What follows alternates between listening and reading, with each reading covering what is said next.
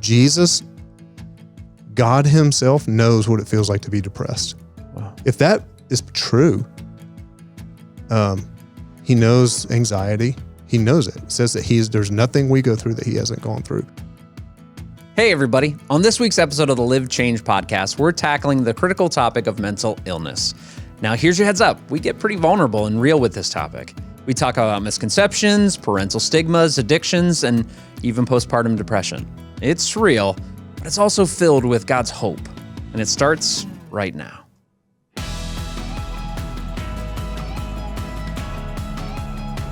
So, welcome back, guys. Hey. My name is Chad. I'm the host of the Live Change podcast. I'm joined by my special guest, Jason. Yeah, sorry. I You're just so jumped in on excited. you. Yeah. I like I that. jumped in on you. My bad. You were like a starter on the block, hey. and you were like, ah. Anyway, Joanna Wishart is my co-host on the Hi. Live Change podcast. Pumped to be here. I'm so glad to have you back, Yeah. Joanna. So today we're going to talk about mental health, and it's going to be a fun, thoughtful topic. And it just brought me to a show I've been binge watching. I got to tell you guys about this show. I've been binge watching this show called Alone. Have you guys seen this show yet? No. Is this the one where they drop people off in the middle of nowhere? Yes. And they have to survive. The last one to basically not tap out. If you are listening to this podcast or watching it on YouTube or something, you gotta drop in the comments if you're a big fan of Alone. Basically, what Alone is, they take a guy or a gal that's like a wilderness surviving kind of person, not like me. I would die. No, these people are highly trained Yes. specialists. Yes, Yeah. I would eat the wrong mushroom. I would go to try to pet a bear, and I would become food. But this is like trained people. They drop them off in the middle of the wilderness, and they have to survive as long as they can. If they survive, if they outlast and don't tap out the rest of the other 10 people or whatever, they win like $500,000. Yes, so I've these seen people are there for like months. And they basically have three supplies when they're dropped off, right? Like a knife. They have nothing. A tarp. Yeah. And like, yeah, that's it. I don't know, like a cell phone to call, like if there's an emergency, like bear spray. I don't know. Right. But I've been binge watching this every night, and I've come to the belief that I could do it. You can't. I think that's just a thing in the Herman household that if you guys watch enough of it, you think you can become it. And I just don't know if that's how that works. Why? This is not the first time I've heard y'all binge a show and you're like, I could do it. I could be on Survivor. I could curl for the U.S. Olympics. Like, I feel like that. I could. Hey, no, that's possible. Guys, It's I don't sweeping. know. It's sweeping. Have you It's sweeping seen really the How fast. often curlers? do the two of you sweep in your homes? Well, not often. but I Not can not learn like it. the curling, sweeping. How dare you? I happen to believe that I would be an amazing curler. I know you do. And I'm starting to grow to believe that I actually would do quite well on Alone. But Those are not the same thing, Chad. oh, that's a shame. Curling. I think you'd be a great curler too, because I think anybody could do it, but I don't think you could survive on Alone. Well, you know what? I hope there's a curler listening right now that writes you guys hate mail. No way. If there's a curler listening right now, I want to meet you. I have 1,000 questions, and I would Because as we I would know love to meet you. from beekeeping, if Jason meets someone that's an expert at something, he will go becomes out it. and I do may that. become it. Yeah. So like next Olympics, it's like, and in this corner of the ice capade ring, Jason Mitchell. Oh, I can't. That's what I've been binge watching. What are you guys binge watching? Man, we're really No. we like Tell me you old two are like, sitcoms. oh, okay, good. You do watch something. I thought you Yeah, guys were we- going to be like, I don't know, we read the Bible like good Christians. I was like, oh, come on, guys. Yeah, Kevin and I have been binge watching Everybody Loves Raymond. Oh, that's awesome. That was a good one. I don't. Yeah. I think most of the cast are most of the cast still alive? I don't know. I think it's like a mixed bag, Oh, which is sad. it is sad when you watch those old shows and you're like, this is great. The whole cast is dead. Yeah. And it's funny, like even watching it back, there have definitely been moments that I've had that I'm like, oh my gosh, maybe this is my family. And so that's also yeah. like been fun. Wait, what do you mean? Like I don't know, like you think about like the grandparents and then like the like aunt, Ray yeah. and Deborah like trying to figure out how to parent and I don't know. I'm like, oh my gosh, this like actually seems like we've lived this. The Relevant. best shows are Yeah, like yeah. that. It seems relevant. Yeah. Jason, I'm guessing some sort of documentary on like the Korean don't- War or Yeah, I don't have one that I think that I binge watched. I'm trying to think. I'm seriously trying to think right now. You're big on documentaries though. Like Yeah, I do love documentaries.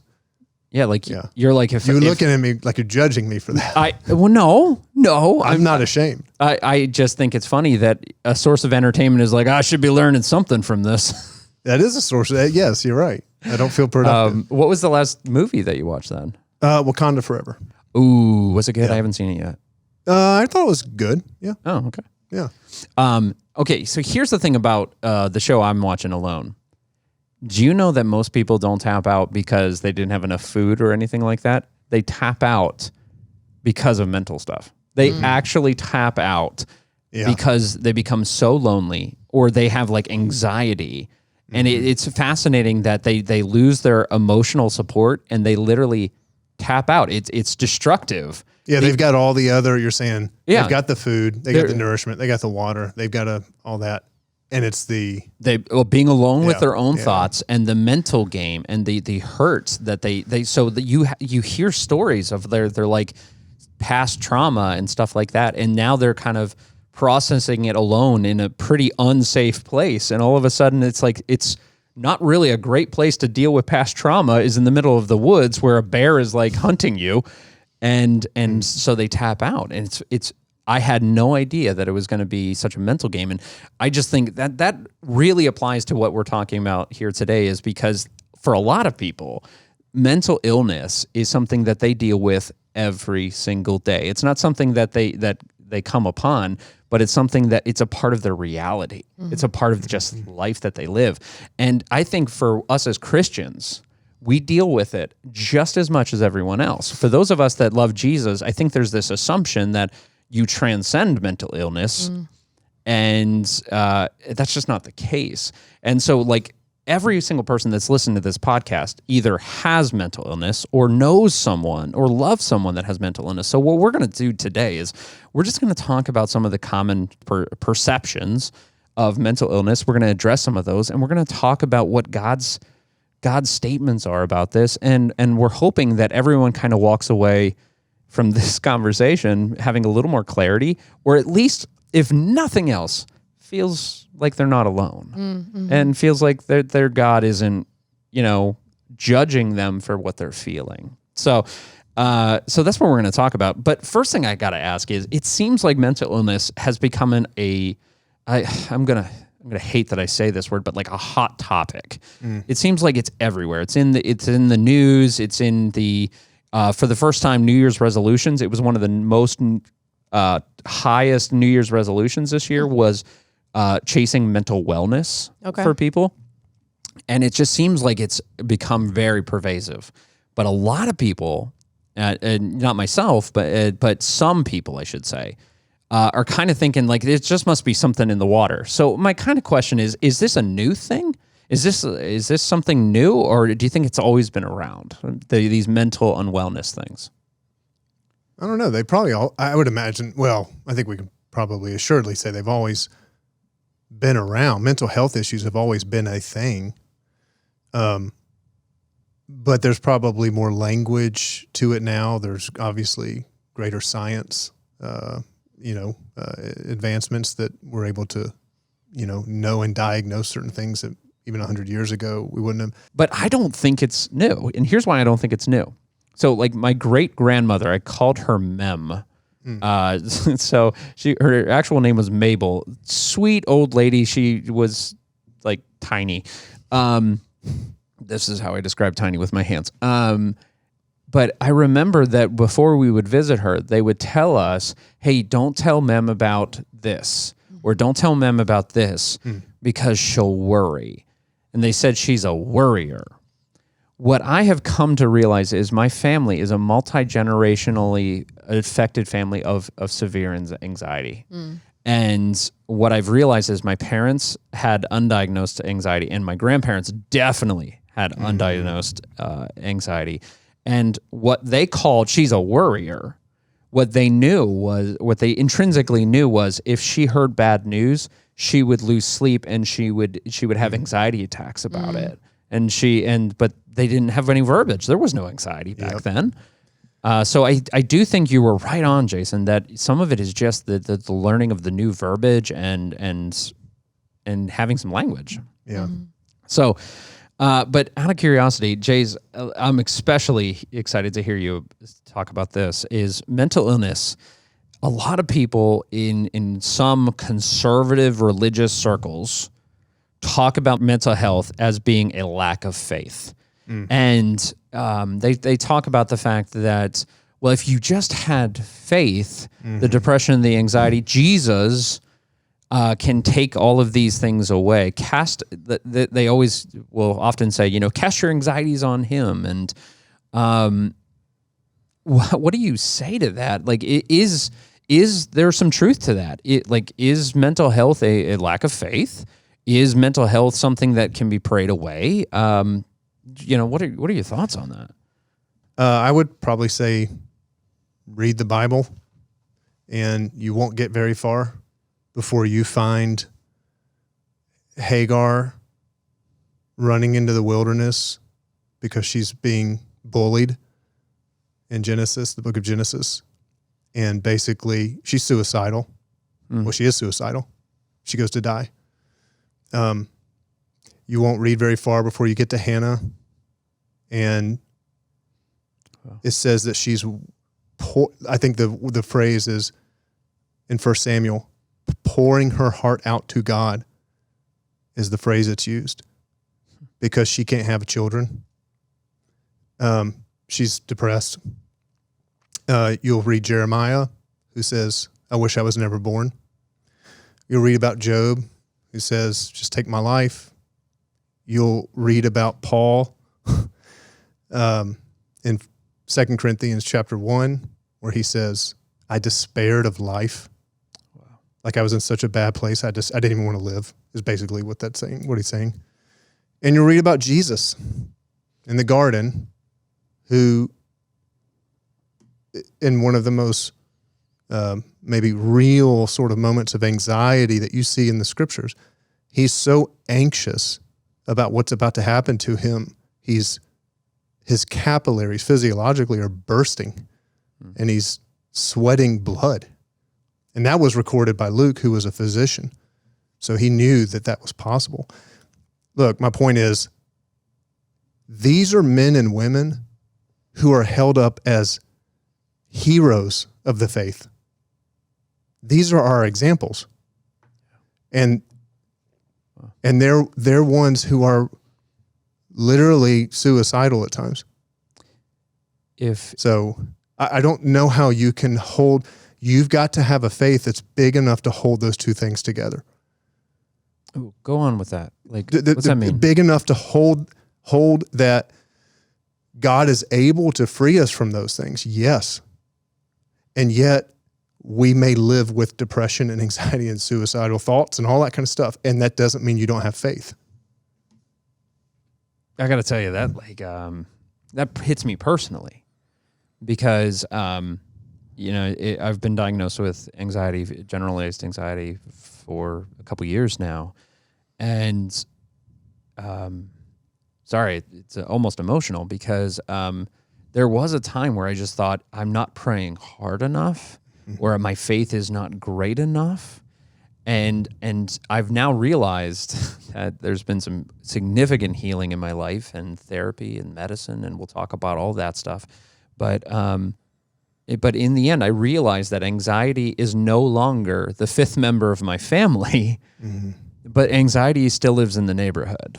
Mm-hmm. I don't see him as much, but I do still see him.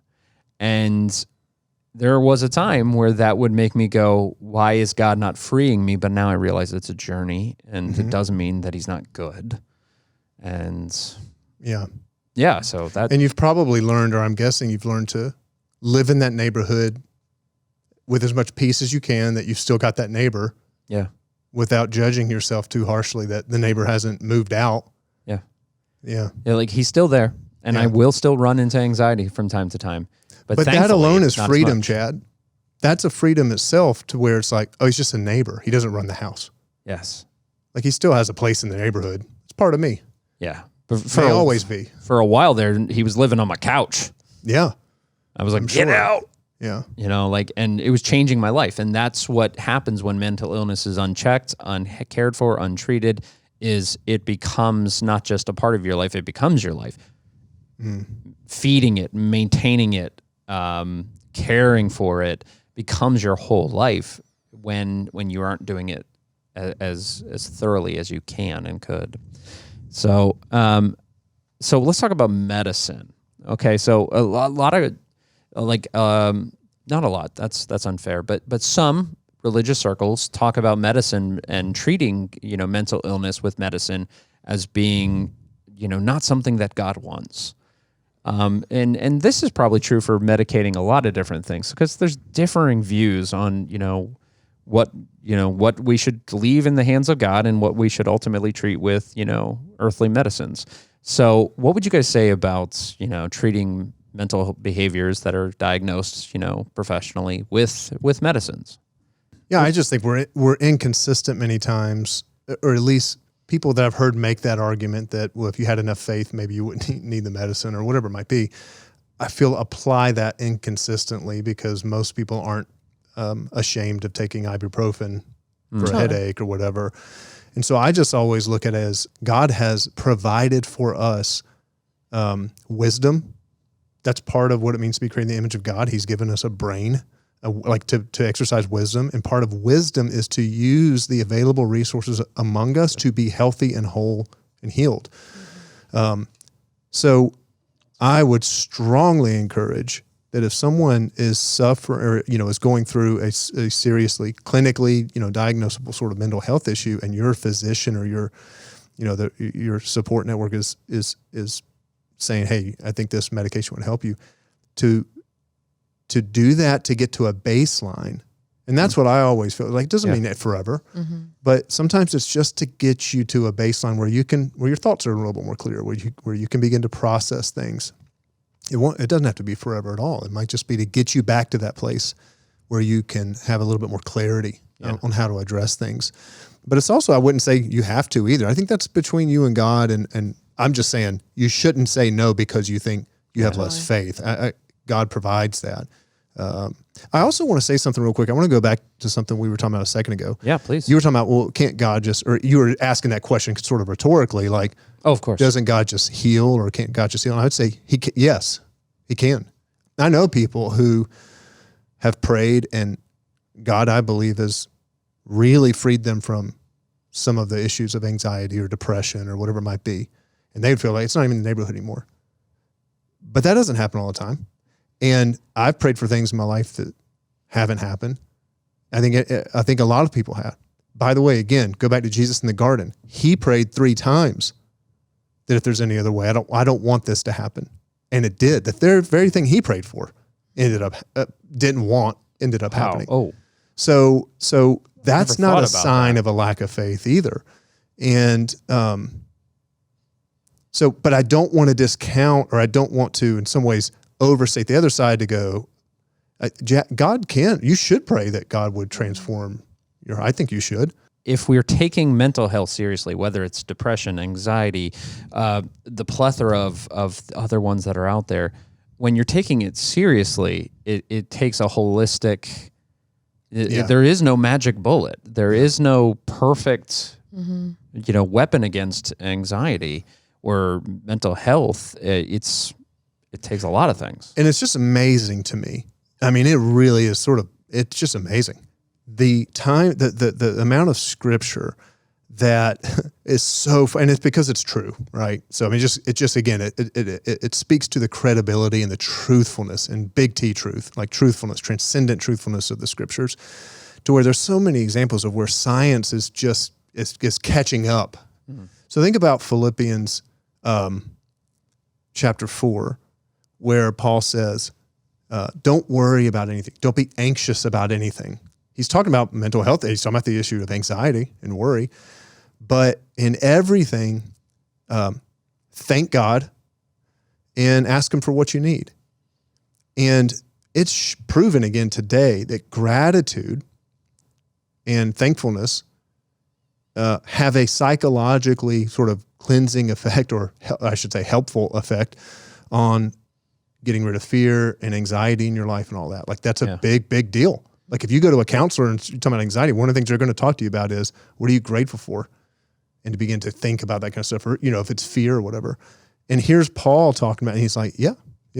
It's God knew that all along. Yeah. And so to point yourself in a divine direction and begin to focus on gratitude, that is one of the ways you begin to I love that. not let it control you, at least. Yeah, because if you're not careful, the problem becomes your identity. Right. Instead of just as a part of you. Yeah, instead of being something to overcome or something to, you know, battle, it becomes who you are. And that appreciation, that gratitude, it shows you and reminds you that you are not the sum total of your mental unwellness, but there is more. And there's more to life. And yeah, like that's great. Yeah. That's great. But there's some people that don't seek professional help or, you know, professional diagnosis and stuff, and they go, I'll just talk to my friends. We'll have a, you know, chat session. We'll pour a glass of Merlot, and, you know, we're just going to deal with my mental illness, you know, on a Friday night, you know, talking. Yeah. What do you think? Is that a good strategy for dealing with it? Yeah. So I don't think so. I think, again, I think some of it is even just like the depth in which of like whatever you're experiencing. I think some of it is, I don't know, probably getting a little personal with yourself and like asking some just like hard questions to like get to, is this like affecting my daily life? Like those kinds of things. Right. And so then like you get in a scenario where I'm just, you know, sitting around with some girlfriends chatting, like that's not always where like, what's the right word? Like you, like the surface level like of it kind all, of like or? the surface, or like then you're in almost like this commiserating then like you're kind of like staying stuck and like no forward movement is happening. Because they probably don't truly know what to say either. Yeah, or totally. how to help. Yep. I think that's kind of like an easy trap to fall into. Yeah.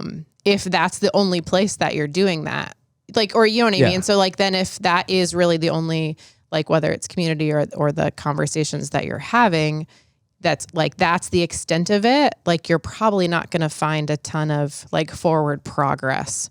Yeah. And so I think like community, it's like gotta be bigger than that. That can absolutely be a piece of it. Yes. I think like you should have kind of people in your trusted inner circle where you're talking about these things. But I think too, it's bigger than that. So it's like, who's ahead of you in life? Like, who's gone through something that you've gone through, versus just sitting in a circle with folks that are just, I don't know if commiserating is quite the right word, but just like, man, doesn't that stink? Like me too, but like nothing's happening as a result of the conversation. Okay. So out of curiosity with that, let's talk about the other side of mental illness that we often don't equate with mental illness. Professionals do, and people that are in the know do, but let's talk about painful addictions. Mm-hmm. So, you know, just like anxiety and depression, which often people will have a great deal of sympathy and empathy for. I know some people, and this isn't us at the table here, but some people have very little empathy for those with addictions, whether it be drugs or alcohol or, you know, anything like that. They assume that it is the sin of the person alone, and it is their choices, and there is no mental component to it. And I know neither of you or myself are a clinical psychologist, so we can't speak to out of turn. But what are your thoughts about that for us as Christians? Well, I think in general, Chad, you're hitting on something which is very true. It's hard to get empathy or sympathy for people who are struggling with, at times with mental illness or mental health issues, because you can't see it. It's invisible. And so it's way easier, Damar Hamlin, he just had that cardiac arrest. He had cardiac arrest on the field. Everybody pours out sympathy to him. I doubt you would see the same kind of outpouring if one of the NFL players said, I'm depressed and borderline suicidal. because you can't see that. It's just way more. It's well, then just be happy, you know. So I do think it's hard from the addiction standpoint. Now you add a behavior sort of aspect into it, and you know, whatever the addiction is. So picking up the bottle or the needle or taking the pill. Yeah. And from the outside looking in, that's extreme. And I've got friends who've walked through, with their closest family members, addiction to heroin and opioids. And, it's a complicated road to walk, really complicated. Really, really complicated. And it puts everyone through hell. And what is hard to remember sometimes is the person who's in it is in even greater hell. Yeah. But it feels like they're the ones putting everybody else through it. Yeah. And that it's just hard to get empathy sometimes. And I feel like some of that, even in that statement, is also lack of proximity. So like also when you don't know someone, when you're not in it, when you haven't stepped into someone else's story, it's just so much easier to detach. Yeah. And so, I think some of that too is just lack of proximity. And I mean, like I think too, like even then in the New Testament where you see like Jesus stepped into proximity and walked those journeys, like very hands-on with people. Yeah. And so it wasn't a surprise to him or because he had proximity. And so sometimes I think like when it's statements like that, it's just also potentially a little too detached from being in proximity with folks that are walking through something like that. You know something? I don't think anyone that sees the pain and anguish of those that are going through addiction, and I'm not saying that addiction doesn't have components of sin, but you see the pain and anguish in that family, and it's like that's when you realize this is a lot more complicated than I thought. And sometimes, actually probably many times, addictions are birthed out of other mental illnesses that were being treated by self. So the self-medication of opioids, the self-medication of alcohol, how many alcoholics have become alcoholics because they are treating another anxiety or depression or mental illness or trauma that they have that's undiagnosed or untreated. So they become an addict of something else just to feel normal. Well, it's funny you say that because I think we cover a lot of things. We try to cover up a lot of things that are the work. If we were to do the work of getting in tune with our feelings, our emotions, right, and what's really going on inside of our mind and our heart, that's hard work because that makes you have to stop and think about the things you think about, or it makes you have to stop and challenge things. It's way easier. I read a book years ago by Terrence Real, and he talks about depression in men and how it displays itself very differently, tends to display itself or manifest itself differently than depression in women. And he's saying, he talks about the difference between overt depression and covert depression. Ooh. Overt is very obviously, as the name implies, outward. Women tend to demonstrate depression more outwardly. So don't want to get out of bed in the morning, general sort of apathy, right? That covert is hidden, and men tend to demonstrate depression through covert. So workaholism, detachment, alcohol abuse, but they're manifestations of depression. They're actually about the depression. Wow. You don't know how to deal with that, the sadness. And so you work harder. Yeah. Or you numb out on something, right? Oh, totally. But that kind of goes back to your addiction. I'm more just saying that made me think of that with the addiction. Yeah, it does. You understand how it's a cyclical thing. You know, it's one thing starts and it can lead to another and to another. And sometimes that's when healthcare professionals are begging and pleading to get the word out. And this is probably why it's becoming more prevalent, why we're hearing it in the news and seeing it on posters in school and stuff like that. It's not about this is the cool new fad. It's about the more treatment we can get earlier, we can stop life-altering, life-damaging, and life-ending consequences for untreated mental unwellness things. Yeah. So it's probably why it's out there a lot. Jason, there's a mom out there right now that is dealing with an addicted son or daughter, or there's a guy that is dealing with depression and he doesn't even know where to begin. And they're praying. They're praying and they're praying and they're praying and nothing's happening. And what are you going to say to them? Like, because let's not give just cliche answers here, but like, what are you going to say to someone that's like, why is God ignoring me? Well, I would say I know it feels like God is ignoring you. I know that's how it feels. That's not true. God is in this with you. God suffers. I mean, the hope we have, the greatest hope we have when it comes to these most painful of issues is that we believe in a God who entered into our pain and suffering in Jesus Christ and suffered with us. He's with us. That's really the only assurance we get. It's not that, I mean, everything will be better. Like, that day is coming, and that day has already started in the resurrection. Like, we're getting glimpses now, but it's coming in its fullness. Oh, that's good. But in the meantime, he promises to walk with us, to be with us, to weep with us. Wow. And he has not abandoned you. That's all that's really all you can say is he has not abandoned you. He never will forsake you. He never will abandon you. And we have to keep going back. I always have to go back to the garden with moments like that at the end of the day, this is a God revealed in Jesus Christ who weeps.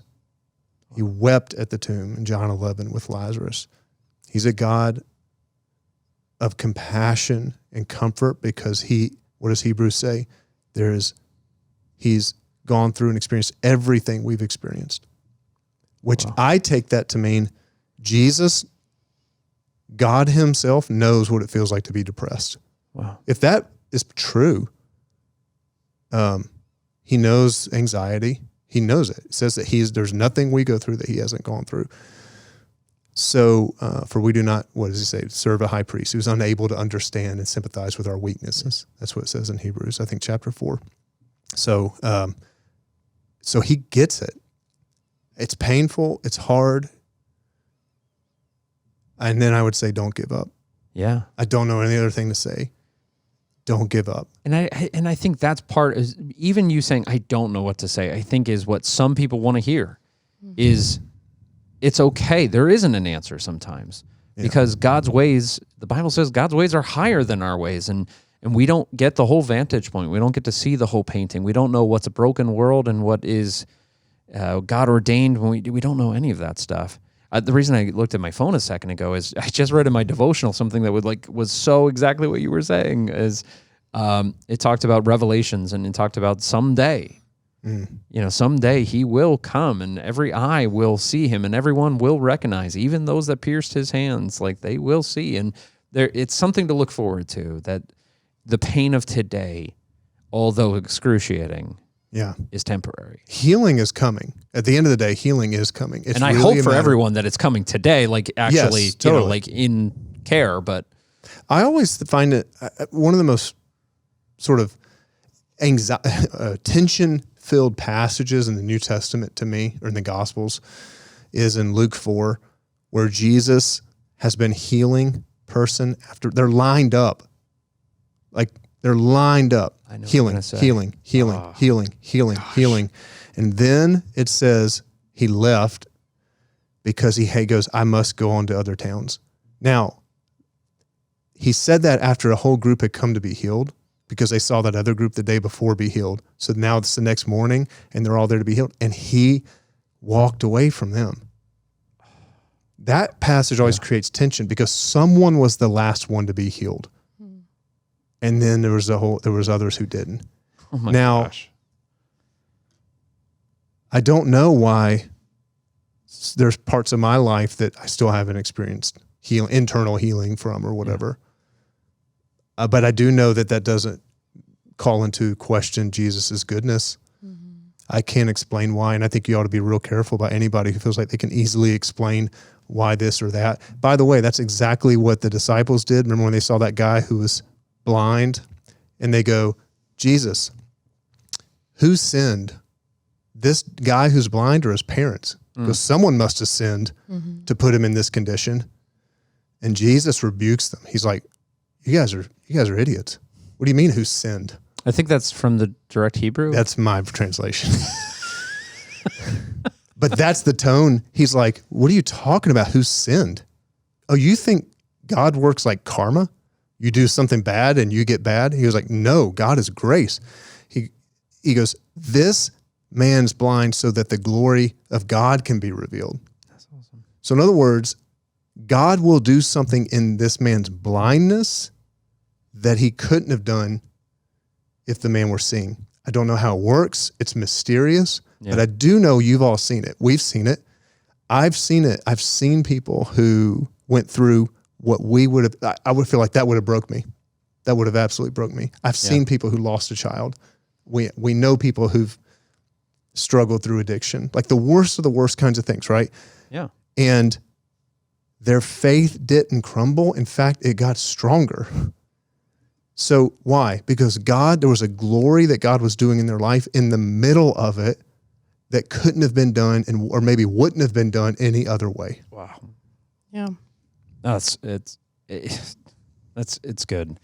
Okay, so let's just talk about a character for a second. There is a character of those that struggle with mental illness. Now, it's getting less and less because it's becoming more normal, and those of us, I love what Jason said, are being less covert about our mental illness and, shouting it from the rafters. But there is still a bit of a character of those kind of people that struggle with mental illness. But Joanna, I wrote this down. There is a woman out there listening to our voice right now that says, I have a healthy baby, a young mom, healthy baby, and a husband that loves me, but I am sad and I see only the dark side of life. Like a mom that's maybe going through this thing called postpartum depression, which I don't even begin to appreciate or understand what that must feel like, where everything in life is supposed to be right. This is supposed to be the happiest moment of my life, and it's slipping by me because I am so sad. Yeah. And that mom is listening to us being like, why did God take my joy? Like, and I know that, again, you're not a therapist here, but as a woman who has two beautiful children, what do you say to that? Yeah. Yeah. So I think part of it, so you're right. I do have two kids, but my husband and I have actually been pregnant 4 times. And so journey to motherhood, just in whatever way that looks for you, it's a journey and everyone's journey looks different. And so, I just have a heart for moms who feel isolated. And I think that's where, whether it's postpartum depression or, I remember a season even where it was like, hey, maybe you just have like the baby blues or, you're just a little sad right now and it's normal. And I think like while, yes, like it is normal, your body goes through crazy stuff on that journey. I'd say. Yeah. My oldest is 7. I very vividly remember sitting at the dinner table.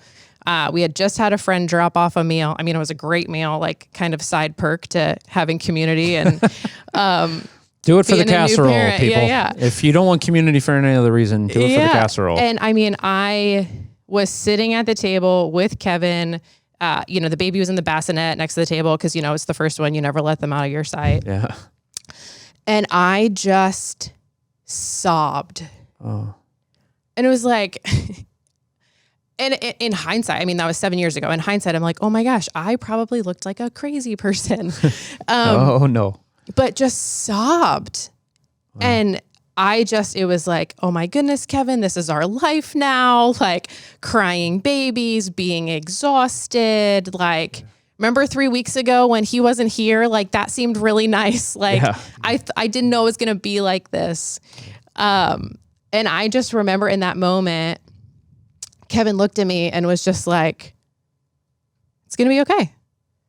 We're going to go for a walk. We're going to clear our head. We're going to get some fresh air. We're going to come back in. We're going to start dinner over. And so I think part of it is, again, like, I don't know, you guys will hear me say this a million times. Like, we weren't meant to do it alone. You weren't meant to become parents by yourself. Like, there's a reason, like, you know, the catchy, like, takes a village to raise a kid. Like, that is like proven. Yeah. And so I think that's really hard. I personally have never gone through an actual diagnosis of postpartum.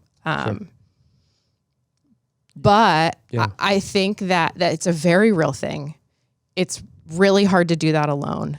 And so I think like starting the conversation, just with someone you trust, whether that's even your own physician or your spouse or I don't know, even in that moment, like Kevin didn't really know what to do. Sure. He just knew to show up. Yeah. And so I think, don't be afraid to ask for help. Yeah. Our first was crazy colicky. Basically, anytime he was awake, he cried. Like they tell you, oh my gosh, your maternity leave is supposed to be amazing. And like, sure, we had those really sweet, cute, cuddly moments, but it was a lot of crying. Yeah. And so I knew that I had someone on speed dial when I just couldn't do it anymore. It was like, I need you to tap me out. Wow. And so, I think it's just not doing it alone. So you actually had someone that was like, when you have become overwhelmed, and so you didn't have any facade. It was kind of like, when I become so overwhelmed, when it becomes emotionally too much, I'm phoning a friend. Yeah.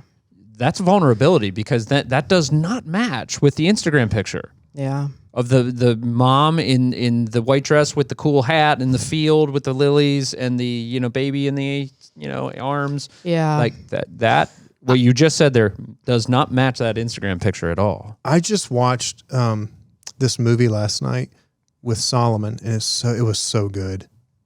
Called, have you guys heard of this? The Boy, the Mole, the Fox, and the Horse.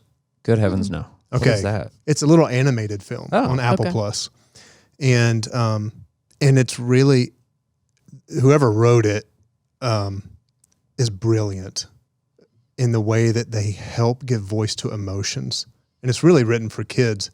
But I was sitting there; it was very meaningful to me. Well, one time there's this one moment where the boy's riding the horse, and the boy, he's looking for home, and these animals are kind of guiding him there. And he says to the horse, "What's the bravest thing you ever said?" And the horse thinks for a second, and he goes, "Help." That's what you're getting at. Yeah. I feel like, Joanna, what you're saying, which I think has almost kind of come up several times now, is so much of this is being courageous, and that does take courage to be vulnerable. And I read something recently that said, from the moment someone feels signs or symptoms or whatever it might be, or like even just wondering, am I having some mental health issues right now? Am I depressed? Am I anxious? Whatever. And the time they first saw about it is 11 years. Wow. So, and regardless of whether that's, I don't know how they define that, but my point is, it's probably a long, long time. And you don't have to do it alone. Yeah. Yeah. And sometimes just getting it out, you realize this is normal. There's other people who have gone through this. It's when you do it alone, that you believe it's so much easier to believe the lies. And I think sometimes it's like you have an experience where it's like kind of that yellow flag moment where you're like, oh, wow, that actually was scary. I need help with this thing. Yeah. And so like, even in that season, like I didn't come out of the hospital with my like speed dial person. Yeah. But it's like funny, like, where we delivered our kids, like you have to watch the video that tells you about shaking baby syndrome. Yeah. And so like your new parents, like kind of recovering, whatever, like figuring like, oh my gosh, we actually have like a living, breathing baby now. And you like watch this video and you have this moment where you're like, oh my gosh, how could anyone ever get to that point? Yeah. And then I remember being home literally 10 days later with a baby that didn't stop crying because we had no idea what colic was at the time. And you have that moment where you're like, oh my gosh, I wish this baby would stop crying. Yeah. And you have that moment where you're Scary. like, ooh, that was a yellow flag. Like, I didn't know I could feel like that. And that's the moment to get it out. Yes. Because what we do in that moment is we convince ourselves, I should be able to handle this. Totally. I should be able to deal with this. Yep. I should be able to handle That is this. the thing with everything with mental illness is I should be able to help. I should be able to help myself. I should pull up my bootstraps. Yeah. I should. And there's a shame. Totally. There's an absolute shame attached to asking for But help. it's got to be the right people too. Yes. Not everybody's worthy of that trust. Wow. Not everybody's what makes a person worthy of that trust? A proven track record of safety, their own willingness to be vulnerable, Yeah. things like that. Like if they've never shared anything, struggle, they, that's not this. I'm just trying to say that might be one of the filters. Cause in my head I'd be thinking, well, then are they going to judge me for, Sure. that's why we don't do it is we're afraid we're going to be judged. We're afraid we're going to look weak. Yeah. I mean, all those kinds of things are what play into our head, but I would say there's a track record of you're absolutely safe. Kevin was at. What you needed to hear most in that moment was you're going to be okay. And so by getting it out, he told you the truth. And I actually read a book once and the author basically made the point that even from a faith standpoint, Christianity, Satan accuses us. That's the role. That's what the word means, right? He accuses us. And that is the only thing Satan can do. Satan has no power over a follower of Jesus' life. But he can accuse, can remind you of your past, So when you are isolated and when it's all, as soon as you get it out, the accusations lose their power because you now are reminded of truth. Wow. So you getting it out, the accusation in that moment is, you should never, how could you think this about your kid? How could you feel this way? You're not going to be okay. Then you bravely say help. You whatever, and then now all of a sudden you've got someone who goes, "You're gonna be okay. I love you." And now like that's healing. That's truth. That's how the truth sets you free. And that's forward movement. Yes. Because otherwise, like I could have just stayed stuck there. Yeah. And that says really easy, does really hard. And so I definitely don't want to oversell that we move through that season No. in a blink. No, of course not. But very much like that's forward movement. My advice to the Kevins, there's a Kevin listening right now, a husband to a wife that is overwhelmed. I think that story of the horse and the greatest thing to say is help applies to both people struggling with mental illness and those trying to care for those struggling with mental illness. Because if Kevin, if this was not the first time, but the 5th time that you bawled during dinner and the 6th time that you just laid in bed, I think the Kevins of the world, the people that are supporting those that are struggling mentally, have to also say help. Like I think it has reached beyond my pay grade. Yeah. And I need help to help the one I love. And that's true for a son or daughter that is addicted to something or struggling with anxiety. And we're going to actually get into that. So what do you say to the mom? Let's say, and I'm saying mom, but it could be a dad too. So they're saying that I'm worried that my child is struggling with mental illness, but I'm afraid to stigmatize them. And I do not want them to have to I don't want to have to talk about this stuff with them. That word, I don't want to stigmatize. No, I get that. I didn't get a chance to look at your notes before this. Yeah. But that one's real. Yeah. That one's real. I mean, I got 2 teenagers, so that's a real tension you face about, do I talk to them about some of this stuff that I'm feeling or sensing or in my gut? And then but what if they're not? And now did I plant the seed that they should be thinking about this or whatever? Man, that's a real tension. I just think as parents, God has given you an intuition that you should always listen. I really think that you should listen to your gut and your intuition as parents. You have something that's unique. I don't know. I mean, it's a God-given thing.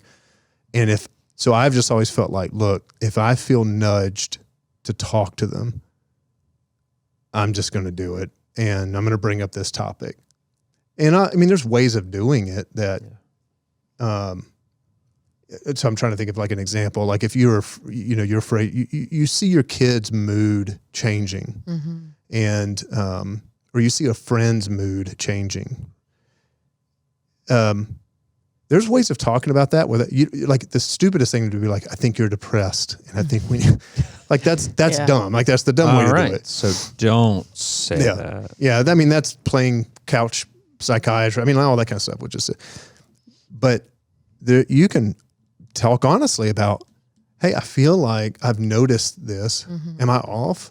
How have you been feeling lately? I mean, like just asking questions. Yeah, questions. Just asking questions. Not accusing, not asserting, not saying this is what you have, what I've seen, but more this is what it feels like on the other side of you. Here's the other thing I've found to be my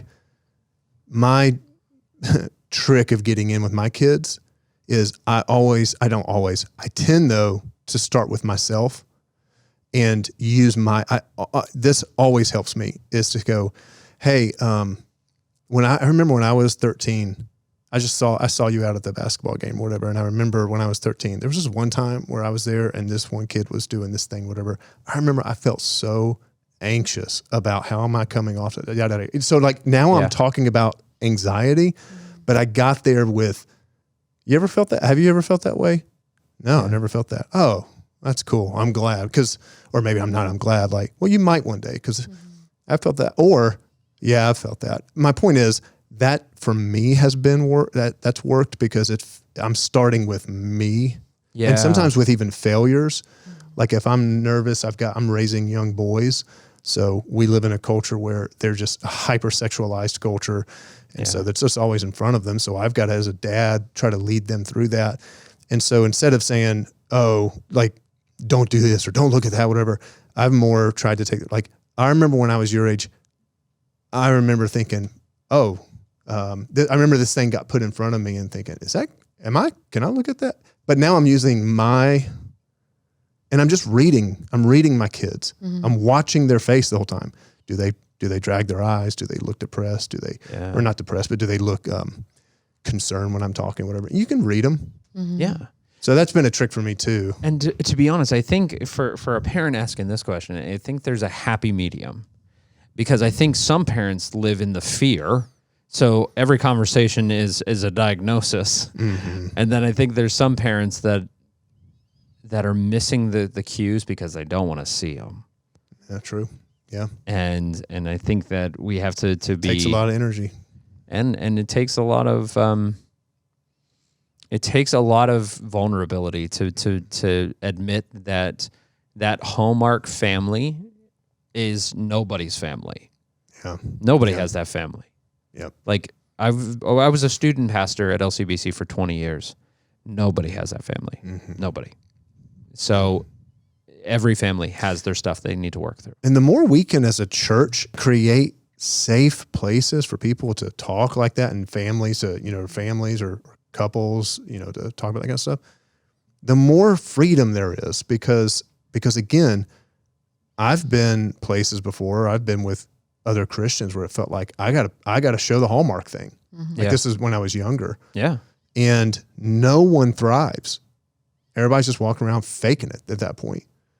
I really think that the church has the responsibility to be the safest place in the world to talk about this kind of stuff. Again, I already mentioned as we started, one of the reasons is because our story in the scriptures, the story of faith, is filled with men and women who are open and honest about this, but it's also filled with men and women who come alongside and help create and remind them of truth.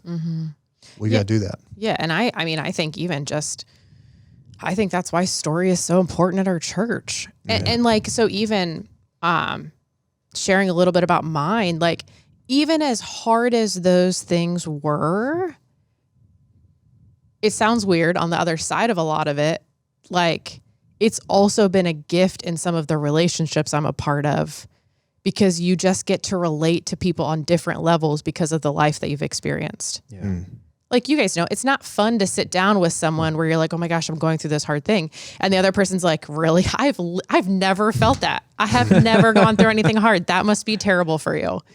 Like that's not, I don't think that's how it was meant to be.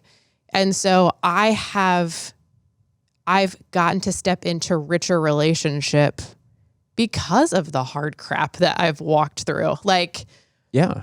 One of our values here at our church is we live with authenticity. Authenticity is a real high value of ours. So don't fake it. Like allow space for people to process. And I am shocked. I'm amazed every time I open up about something to someone, how quickly they are then to go, oh my gosh, yes, I struggled with this too. And that might be up front, on a weekend, but sometimes just some personal conversations. Vulnerability and you being authentic unlocks and it frees people to finally kind of get it out of their own hearts and their own heads. Yes. And as a matter of fact, that is probably the kryptonite for hidden struggles is daylight. And my own anxiety, when I finally decided to go see a therapist, when I finally decided to go get medicine, was not when I was in the lowest moments. It was when I was in my office and another staff person was in there with me. And I started to share just a tiny, we're talking like nothing. I shared nothing because I was a steel trap. I was convinced that I needed to be put together. And as he started telling me about his journey with anxiety, and he got real vulnerable and he told me everything. By the end, I had been convinced that 1, I had a problem. 2, it was way out of my pay grade. And 3, I needed help. His vulnerability became my healing. Yeah.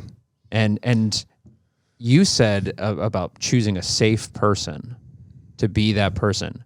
Vulnerability is such a key part of choosing that safe person. And if you do have someone that when you say, I struggle with this, they go, I don't know if I struggle with anything.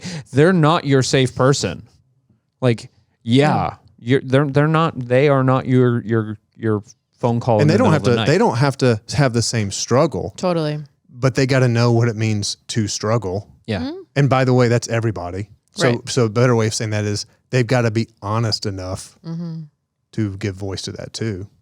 Yeah. One last question, okay? For all of us here at the table is, so there's maybe a person out there that has a spouse that is struggling with mental illness and they grieve the loss of their spouse because the person that they're married to now is very different than the person they were married to before. And the dynamics of the marriage have changed. And they're just at their wits' end and they're just like, I don't even know him anymore. I don't like him anymore. What do I do with someone else's mental illness that has become my monster? What do you do to that? Oh man. I mean, again, that's real. Yeah. I mean, and sorry to put you guys on the spot, but it is. Well, my heart just hurts when you talk about stuff like that because it's real. I've got people flashing through my mind right now. The truthfulness of God's word and who Jesus Christ is does not shift even when everyone else around you does or the circumstances around you do. I think that's why David in the Psalms, run to the Psalms. The Psalms will give voice to how you feel. Because how many times does David talk about the people around me? It feels like they're even against me sometimes. It feels like I've lost my friends. It feels like I've lost my husband, my wife. David understood that in the Psalms. And then he says, so God, you are my refuge. You are my strength. You are the rock under which I hide right now. Run to the arms of the one who will not change. Yeah. Love faithfully the people around you and allow God to open your heart to God meeting the needs that the people closest to you can't meet right now. Yeah. And I think we've already said, and talk to someone about it. Yeah. Don't figure support it out on your because own. again, support is not just those who have mental struggles. support is also for those Yeah. whose life, their Affected. solar system is affected by mental illness. I'd also, having a family that struggles with mental illness, I would say one of the other pieces of advice would say it's a lot like an airplane, and you have to put the mask on yourself first. And That's really good. so I would say, like, make sure you're okay, because if you bust yourself out, if you destroy yourself in your zeal and love and compassion to try to care for this other person, you will lose yourself, and then you will be of service to nobody. So you have to put the airline mask on yourself first, and that is with Jesus, and that is with support, and that is with counseling. That's right, counseling for you. Because one of the things that I've struggled with in the past as a pastor, I've been diagnosed with something which is not like a mental illness, but more something that you can come down with, like a cold, but something called compassion fatigue. And it is where you give out, You're but empty. don't take in. Yeah, you're depleted. And a lot of people struggling with spouses and family members with mental illness, they suddenly develop compassion fatigue, where it's like, I give and give and give, and I got nothing. You're not being selfish, taking care of yourself. Yeah. You're honoring God Yeah. by taking care of yourself. Absolutely. But then you get to care for that person. Yes. Yeah. Like then The byproduct is others also receive a better you. yeah. And you have permission to care for yourself while you care for them. Yeah, that's great, John. So we thank you for tuning in. Jason, thanks again for being here. Absolutely. Love every time you get to be here on the podcast. Joanna, it's always a pleasure. I said Joanna earlier today. I said, Joanna, what did I say? You're pleasant. What did I say? You said delightful. I said you're delightful. You are delightful. Thanks. Am I delightful? I'm I'm pleasant. I don't know why the word came up as curmudgeon-y. I don't know why. That's not who you are, but that's the word that came into my mind. You have the vocabulary of like a 97-year-old. Oh, I know. Oh, keep talking like that, and we'll do Curmudgeonous. fisticuffs. Yeah. So, love you guys so much. Thank you for tuning in. Make sure, like as always, we thank you for subscribing. And if there's someone that needs to hear this, you know who they are. Go ahead and share it. All right. We love you guys. We'll see you next week. Thanks so much for listening. If you enjoyed today's conversation, be sure to follow the show, send today's episode to a friend, and leave a review. The Live Changed podcast is produced by LCBC Church. LCBC stands for Lives Changed by Christ. We are one church in multiple locations across Pennsylvania. For more information about LCBC, resources from this episode, and ways to grow in your relationship with Jesus, go to lcbcchurch.com.